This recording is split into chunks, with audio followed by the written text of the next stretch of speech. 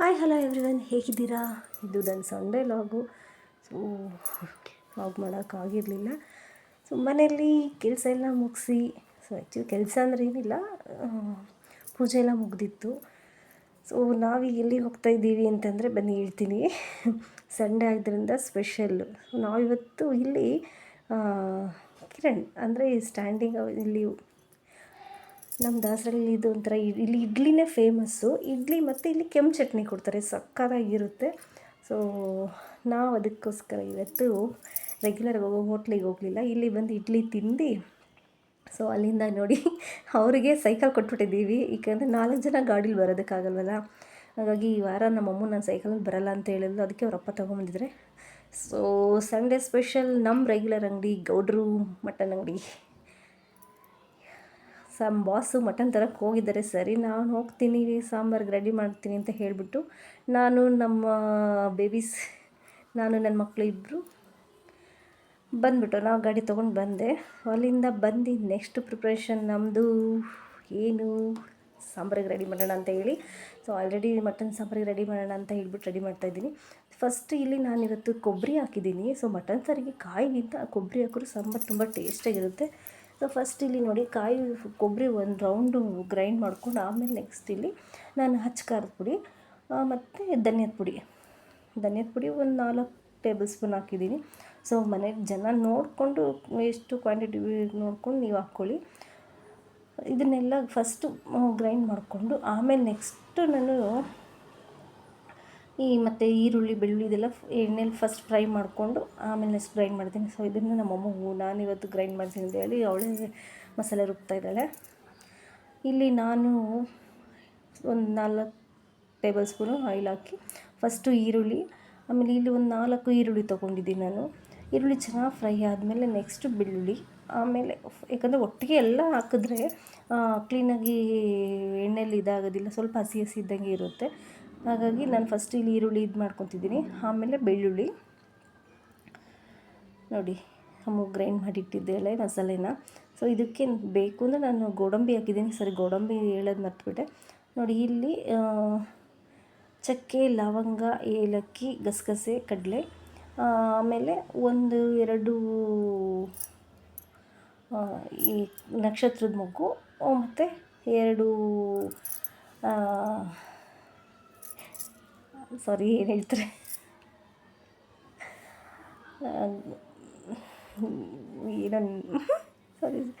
ಚಕ್ಕೆ, ಲವಂಗ, ಏಲಕ್ಕಿ, ಏಲಕ್ಕಿ, ಆಮೇಲೆ ಈ ಟೊಮೆಟೊ, ಗಸಗಸೆ ಎಲ್ಲ ಒಟ್ಟಿಗೆ ಗ್ರೈಂಡ್ ಮಾಡ್ತೀನಿ. ಸೊ ಗರಂ ಮಸಾಲೆ ಏನೂ ಹಾಕೋದಿಲ್ಲ.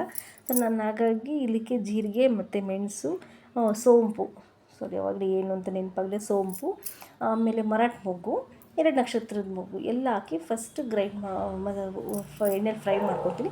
ಲಾಸ್ಟಿಗೆ ಇಲ್ಲಿ ಕೊತ್ತಂಬರಿ ಮತ್ತು ಪುದೀನ ಮತ್ತು ಕಡಲೆನೂ ಅಷ್ಟೇ ಲಾಸ್ಟಲ್ಲಿ ಹಾಕ್ಕೊತೀನಿ. ಯಾಕಂದರೆ ಕಡಲೆ ಫಸ್ಟ್ ಹಾಕ್ಕೊಂಡ್ರೆ ಒಂಥರ ಆಗಿಬಿಡುತ್ತೆ, ಅದಕ್ಕಾಗಿ ಸ್ವಲ್ಪ ಅಷ್ಟೇ. ಯಾಕಂದರೆ ಇದು ಎಣ್ಣೆ ಸ್ವಲ್ಪ ಹಂಗೆ ಮುಕ್ಕೊಂಬಿಡುತ್ತೆ ಸೊಪ್ಪು.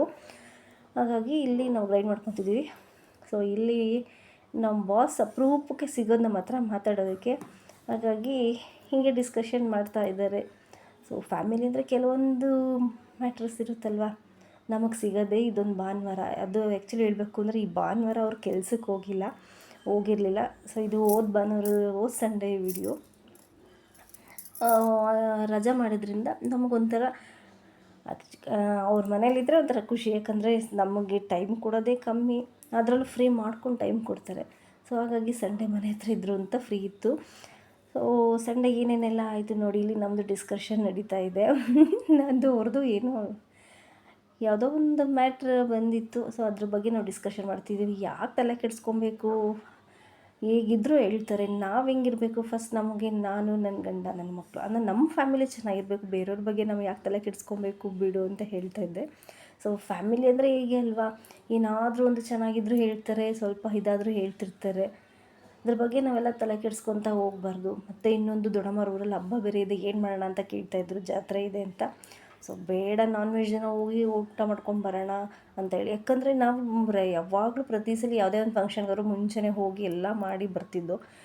ಇವಾಗ ಸ್ವಲ್ಪ ಯಾಕಂದರೆ ಎಲ್ಲೋದ್ರೂ ನಾವು ಕೆಲಸ ಮಾಡಿದ್ರೆ ಒಳ್ಳೆಯವರು ಇಲ್ಲಾಂದರೆ ಒಂಥರ ನೋಡ್ತಾರೆ. ಹಾಗಾಗಿ ನಾವು ಮಾಡಿ ನಿಷ್ಠೂರ ಆಗೋಕ್ಕಿಂತ ಮಾಡ್ದೆಲ್ಲ ನಿಷ್ಠೂರ ಆಗ್ಬಿಡೋಣ ಬಿಡು ಅಂತ ಹೇಳ್ದೆ. ಇಲ್ಲಿ ನೋಡಿ ನಮ್ಮ ಗೊಂಬೆದೇನೋ ತಲಾಟೆ ಕೆಲಸ. ನಾನು ಫ್ರೈ ಮಾಡ್ತೀನಿ ಅಂತ ಹೇಳಿ ಬಂದು ಪಟ ಪಟ ಪಟನ್ ಮಾಡೋಕ್ಕೋಗಿ ಹೊರಗಡೆ ಎಲ್ಲ ಇದು ಚಕ್ಕೆ ಲವಂಗ ಎಲ್ಲ ಹೊರಗಡೆ ಎಲ್ಲ ಬಂದುಬಿಡ್ತು. ಅದಕ್ಕೆ ಬೇಡ ಬಿಡಪ್ಪ ನಾನು ಮಾಡ್ಕೊತೀನಿ ಅಂತ ಹೇಳಿ ಫಾಸ್ಟಾಗಿ ಮಾಡೋಕ್ಕೋರೆ. ಕಡಲೆ ಇರೋದ್ರಿಂದ ಕಡಲೆ ಎಲ್ಲ ಎಗರು ಬಿಡ್ತು. ಸೊ ನೋಡಿ, ಇದು ಎಲ್ಲ ಎಣ್ಣೆಲಿ ಫಸ್ಟ್ ಈರುಳ್ಳಿ, ಬೆಳ್ಳುಳ್ಳಿ, ಟೊಮೆಟೊ, ಶುಂಠಿ, ಕೊತ್ತಂಬರಿ, ಪುದೀನ, ಚಕ್ಕೆ, ಲವಂಗ, ಏಲಕ್ಕಿ, ಗಸಗಸೆ ಎಲ್ಲ ಪ್ರತಿಯೊಂದು ನಾನು ಮಸಾಲೆ ಐಟಮ್ ನಾನು ಎಣ್ಣೆಲಿ ಫ್ರೈ ಮಾಡಿ ಹಾಕಿದ್ರೆ ಚೆನ್ನಾಗಿರುತ್ತೆ. ಸೊ ಇವರು ನಮ್ಮ ಬಾಸ್ ತಾಯಿ, ನಮ್ಮ ಅತ್ತೆ ನೋಡಿ, ಇವ್ರಿಗೆ ಏನು ಚಿಂತೆ ಅಂದರೆ ತಲೆಯೆಲ್ಲ ಫುಲ್ಲು ವೈಟ್ ಆಗಿಬಿಟ್ಟಿದ್ಯಂತೆ. ನಾನು ಬಣ್ಣ ಹಾಕಿಲ್ಲ ಅಂತ ಹೇಳ್ತಿದ್ದಾರೆ. ಬಣ್ಣ ಹಾಕು ಅಂತ ಅವ್ರ ಮಗನಿಗೆ ಹೇಳ್ತಿದ್ದಾರೆ. ನೋಡಿ ಏನು ಕಾಮಿಡಿ ಇದೆ ನಮ್ಮ ಮನೇಲಿ ಅಂತಂದರೆ, ಫುಲ್ಲು ನನ್ನ ತಲೆ ಎಲ್ಲ ಬೆಳ್ಳಗಾಗ್ಬಿಟ್ಟಿದೆ, ಬಣ್ಣ ಹಾಕ್ಕೊಂಡಿಲ್ಲ ಅಂತ.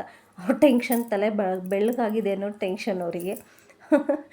ಸೊ ಇಲ್ಲಿಂದ ಆಲ್ರೆಡಿ ನಮ್ಮದು ಮಸಾಲೆ ಎಲ್ಲ ರೆಡಿ, ನಮ್ಮದು ಮಸಾಲೆ ರುಬ್ಬಿದೆಲ್ಲ ರೆಡಿ ಆಯಿತು. ಇಲ್ಲಿ ನಮ್ಮ ಬಾಸ್ ಇನ್ನೂ ಮಟನ್ ಕ್ಲೀನ್ ಮಾಡ್ತಾಯಿದ್ದಾರೆ.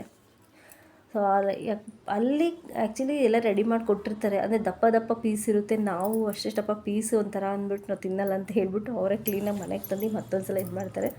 ಸೊ ಇದು ನೋಡಿ, ನಾನ್ ವೆಜ್ಜಲ್ಲಿ ತುಂಬ ನನಗೋಸ್ಕರನಂತೆ ಇದು ಹಾಕ್ಸ್ಕೊಬರ್ತಾರೆ ನಲ್ಲಿ ಮೂಳೆ.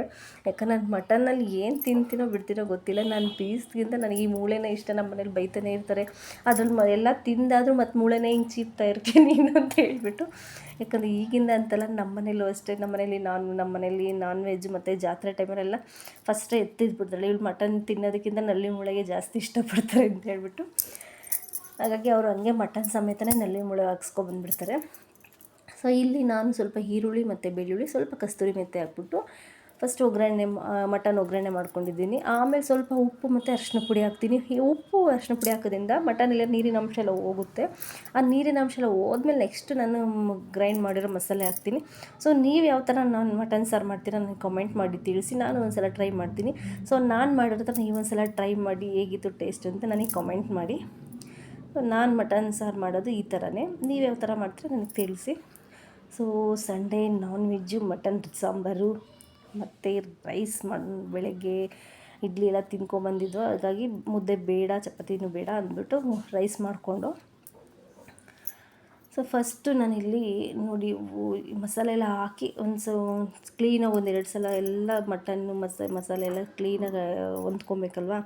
ಹಾಗಾಗಿ ಸೊ ಇಲ್ಲಿ ನೋಡಿ, ಪ್ರತಿ ಸಲ ಅಷ್ಟೇ ನಾನು ನಾನ್ ವೆಜ್ ತಂದಾಗ ಈ ಥರ ಉಪ್ಪು ನೀಳಿಸಿ ಹಾಕ್ತೀನಿ. ಯಾಕಂದರೆ ಹೊರಗಡೆನೇ ತರದ್ದು ಒಂಥರ ದೃಷ್ಟಿ ಥರ ಆಗುತ್ತೆ ಅಂತ ಹೇಳಿ. ಇದು ನನಗೆ ನಮ್ಮ ಅಮ್ಮ ಮತ್ತು ನನ್ನ ಅಜ್ಜಿ ಹೇಳ್ಕೊಟ್ಟಿರೋದು.